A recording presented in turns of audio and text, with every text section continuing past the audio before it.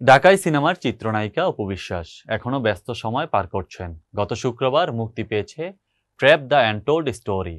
অন্যদিকে আগামী 16ই ফেব্রুয়ারি মুক্তি পাচ্ছে ছায়াবৃক্ষ সিনেমাটি। পরপর দুটি সিনেমা মুক্তিতে বেশ উচ্ছ্বসিত অপু বিশ্বাস।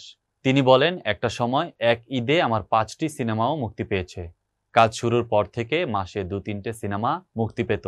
মাঝে কাজে একটু অনিয়মিত ছিলাম, যার কারণে ধারাবাহিকতা রাখতে পারিনি। সেই বিরতি কাটিয়ে কাজে নিয়মিত হয়েছি। এখন দম ফেলার সময় পাচ্ছি না। 2 সিনেমাতে 2টি ভিন্ন চরিত্রে দেখা যাবে এই অভিনেত্রীকে। তার কথায় 2টি ভিন্ন চরিত্রে দর্শকরা আমাকে দেখতে পাবেন। একটিতে গ্ল্যামারাস লুক, অন্যটিতে সাদাসিধে টাইপের। ট্র্যাপ সিনেমায় বর্তমান তথ্য প্রযুক্তির ইতিবাচক ও নেতিবাচক দিক তুলে ধরা হয়েছে। আর ছায়াবৃক্ষয় চা শ্রমিকের চরিত্রে দেখা যাবে এই নায়িকাকে। তাদের ভয়াবহতা নিয়ে তৈরি হয়েছে এটি।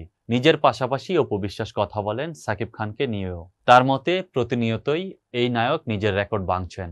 তার প্রশংসায় পঞ্চমুখ অপু বিশ্বাস। সাকিব প্রসঙ্গে অপু বলেন, যুগে যুগে এমন একজন হার্টথ্রব তৈরি হয়। হার্টথ্রবের জন্য সত্যিই যুগ লাগে। সেই সময়টা আর আসবে না এমনটাও বলছি না। এই চিত্রনায়িকা আরো বলেন, তবে সাকিব খান তো কাউকে আটকে রাখেনি। সে অন্য শিল্পীদের যেভাবে সুযোগ দেন, অন্যরা যদি তার অবস্থানে থাকতো কখনোই সেই সুযোগ দিতেন না এবং মেপে কথা বলতেন না। সাকিব খান বুঝে শুনে কথা বলেন। প্রতিটি মানুষ তার যোগ্যতা দিয়ে আসবে। সে তার যোগ্যতা দিয়ে আজকের অবস্থানে এসেছেন এবং নিজেকে প্রমাণ করেছেন। সে প্রতিনিয়তই প্রশংসিত কাজ উপহার দিচ্ছেন।